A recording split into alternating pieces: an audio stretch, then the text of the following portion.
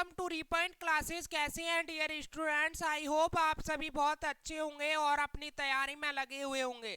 दोस्तों, आज मैं जो सेशन आपके लिए लेकर आया हूं, इसमें जीके जीएस के 24 मोस्ट इंपोर्टेंट क्वेश्चन कराने वाला हूं आपके एग्जाम को देखकर।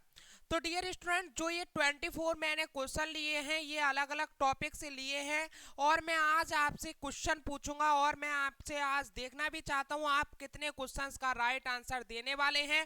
अगर आप जिस क्वेश्चन में भी गलती करेंगे तो मैं उस टॉपिक को देखूंगा ये किस टॉपिक से ये क्वेश्चन मैंने लिया है। उसके बाद में जहां पर भी आपसे मिस्टेक होगी उसका मैं सेशन लेकर आऊंगा और उसकी आपके लिए स्टडी कराऊंगा। और आप भी मुझे कमेंट बॉक्स में बताना कि आपका कौन सा वीक टॉपिक है, कौन सा वीक सब्जेक्ट है जीके जीएस में, उसे फिर मैं अच्छे तरीके से कवर करा दूंगा। तो चलिए स्टूडेंट्स, स्टार्ट करते हैं आज का सेशन। लेकिन उससे पहले आपसे मेरी एक छोटी सी रिक्वेस्ट है, अगर आप चैनल पर नए हैं तो जल्दी से चैनल को सब्सक्राइब कीजिएगा और बेल आइकन को प्रेस कर लीजिएगा ताकि आपके लिए डेली क्लासेस की अपडेट मिलती रहे।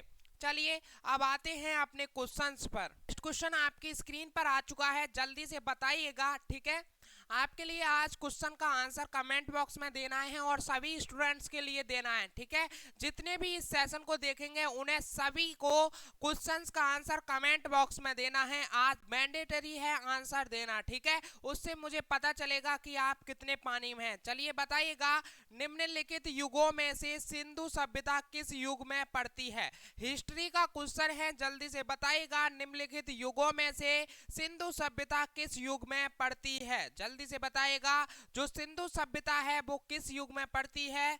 जल्दी से कमेंट कीजिएगा स्टूडेंट्स, आपके पास में टाइम है। ऑप्शन देखिएगा, ऐतिहासिक काल या प्रागैतिहासिक काल या उत्तर ऐतिहासिक काल या फिर आद्य ऐतिहासिक काल। जो सिंधु सभ्यता है वो किस युग में पड़ती है? तो आपका आंसर आ गया होगा, जल्दी से बताइए।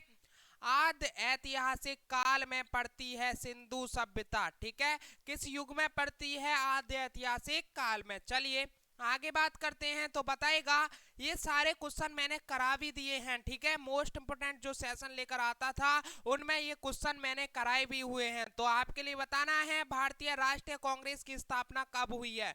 और ये CHSL और MTS में आए हुए क्वेश्चन हैं और आपके SSC एग्जाम में आए हुए क्वेश्चन हैं, ऐसा वैसा कोई भी क्वेश्चन नहीं है। तो जल्दी से बताइएगा, भारतीय राष्ट्रीय कांग्रेस की स्थापना कब हुई थी?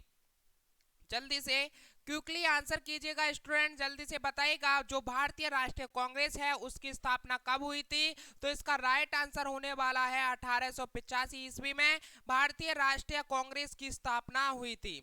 चलिए आगे बात करते हैं, निम्नलिखित में से कौन सा आश्रम इंद्रियों पर संयम रखने और बौद्धिक विकास करने की शिक्षा देता है? जल्दी से बताइएगा, निम्नलिखित में से कौन सा आश्रम इंद्रियों पर संयम रखने और बौद्धिक विकास करने की शिक्षा देता है? हर अलग अलग मैंने सब्जेक्ट, हर अलग अलग टॉपिक से इसमें क्वेश्चन लिए हैं। ये 24 क्वेश्चन बहुत ही ज्यादा इंपॉर्टेंट हैं, जल्दी से बताना है आपके लिए। जल्दी से बताइएगा, निम्नलिखित में से कौन सा आश्रम इंद्रियों पर संयम रखने और बौद्धिक विकास करने की शिक्षा देता है? तो कौन सा आश्रम है? ब्रह्मचार्य आश्रम है। कौन सा आश्रम है डियर? ब्रह्मचार्य आश्रम है। चलिए आगे बढ़ते हैं, बताइएगा, भारतीय संविधान में मूल अधिकारों का वर्ण किस भाग से लिया है? ठीक है, जो भारतीय संविधान में मूल अधिकारों का वर्ण क्या है वो किस भाग में किया गया है? पॉलिटी का क्वेश्चन, जल्दी से बताइएगा। पॉलिटी मैंने बहुत अच्छे से कराई है, काफी ज्यादा क्वेश्चन करा दिए हैं। कम से कम पॉलिटी के मैंने 160 क्वेश्चन करा दिए हैं आपके लिए, तो पॉलिटी में कोई भी क्वेश्चन गलत नहीं होना चाहिए। जल्दी से बताइएगा, भारतीय संविधान में मूल अधिकारों का वर्ण किस भाग में किया गया है?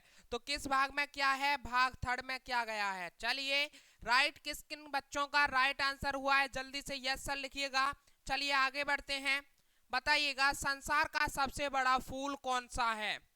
जो संसार में फूल हैं वो कौन सा सबसे बड़ा फूल है? जल्दी से बताइएगा, कौन सा सबसे बड़ा संसार का फूल है?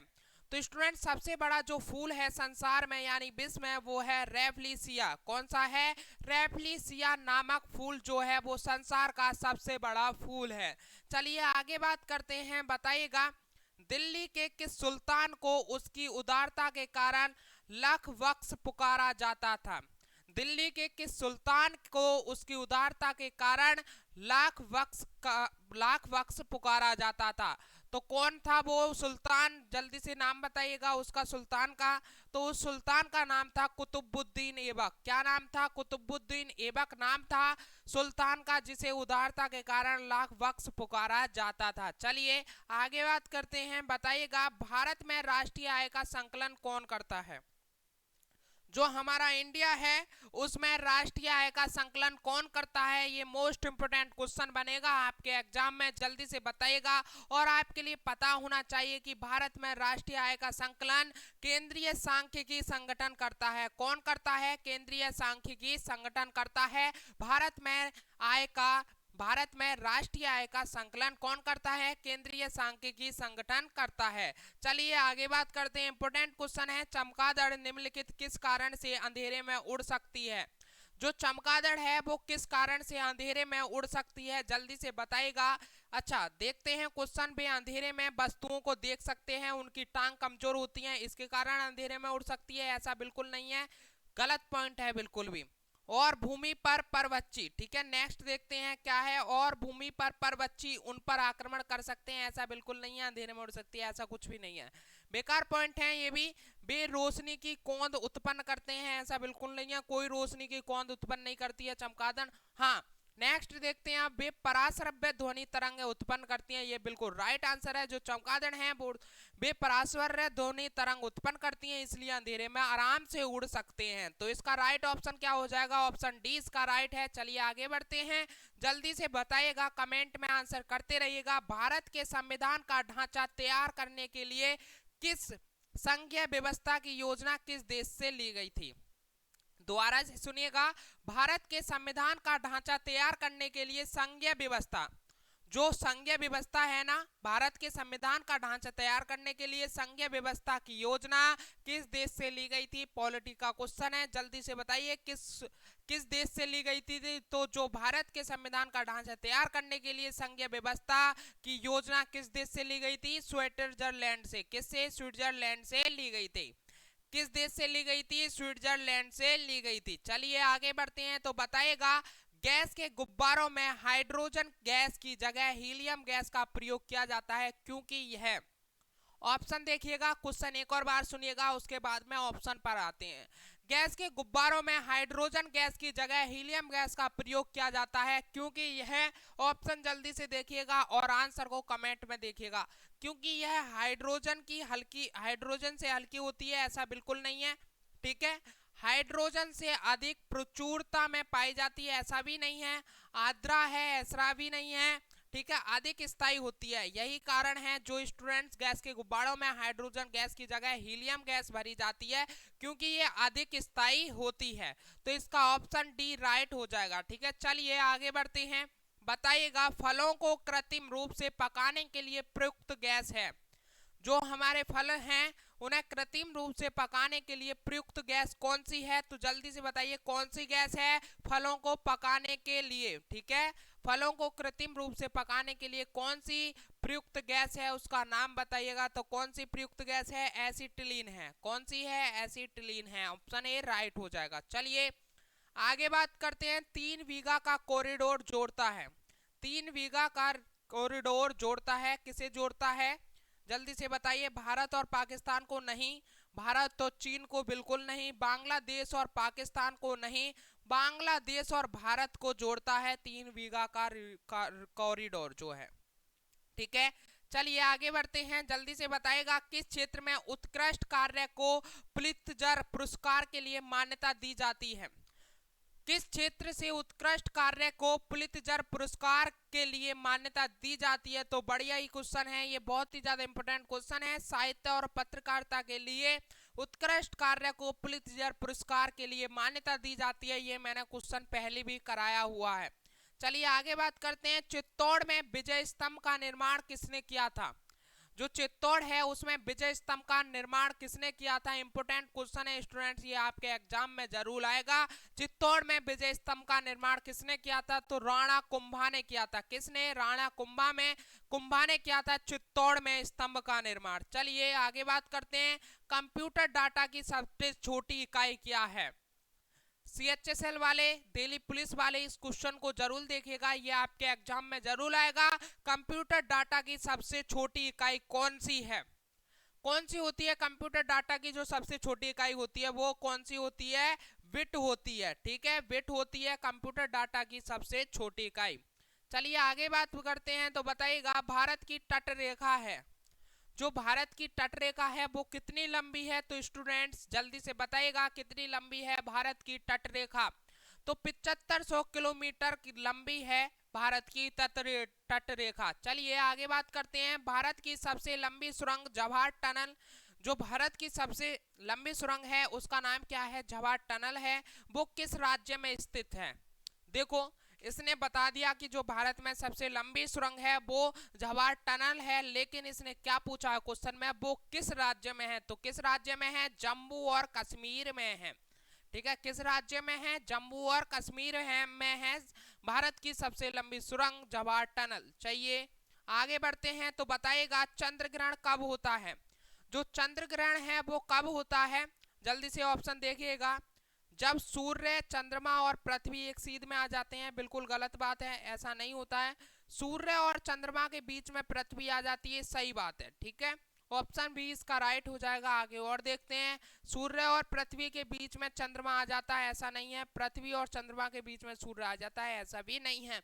जो चंद्र ग्रहण होता है वो सूर्य और चंद्रमा के बीच में जब पृथ्वी आ जाती है तब चंद्र ग्रहण होता है।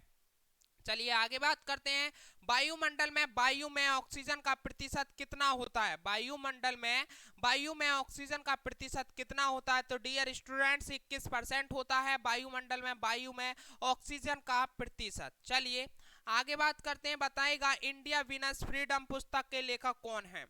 इंडिया वीनस फ्रीडम पुस्तक के लेखक कौन है? तो स्टूडेंट जल्दी से बताइएगा इसका राइट आंसर क्या होने वाला है, जल्दी से कमेंट कीजिएगा। इंडिया वीनस फ्रीडम पुस्तक के लेखक कौन है? तो मौलाना आजाद है। कौन है? मौलाना आजाद है इंडिया वीनस फ्रीडम के पुस्तक के लेखक। चलिए बताइएगा भारत का सर्वाधिक प्रदूषित नगर है, भारत का सर्वाधिक जो प्रदूषित नगर है वो कौन सा है?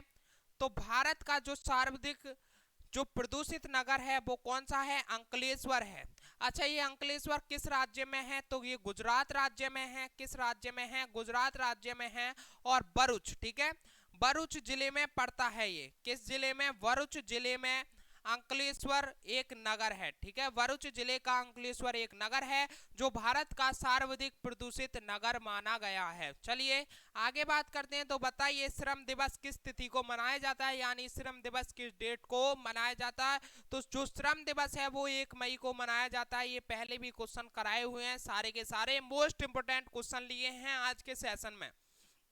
चलिए आगे देखते हैं, और ये हमारे सेशन का आज का लास्ट क्वेश्चन है। ठीक है, अमीर खुसरो का नाम जोड़ा जाता है, जो अमीर खुसरो हैं, मैंने ये क्वेश्चन कराया था, एक अलग ही सेशन बनाया था इसका, वाद्य यंत्र, याद कीजिएगा, उसमें मैंने ये सेशन में क्वेश्चन कराया था कि जो अमीर खुसरो का नाम जोड़ा जाता है, और बहुत ही डीपली जाकर अमीर खुसरो को समझाया था। ठीक है, अमीर खुसरो का नाम किससे जोड़ा जाता है? तो डियर स्टूडेंट सितार के आविष्कार से अमीर खुसरो का नाम जोड़ा जाता है।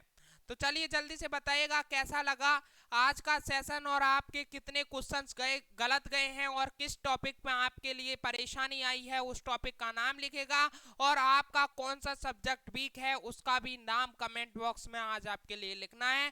तो स्टूडेंट्स आज के लिए इतना ही, फिर मिलते हैं एक और नेक्स्ट सेशन के साथ में। जब तक के लिए जय हिंद, जय Bharat, Vande Mataram and thank you दोस्तों।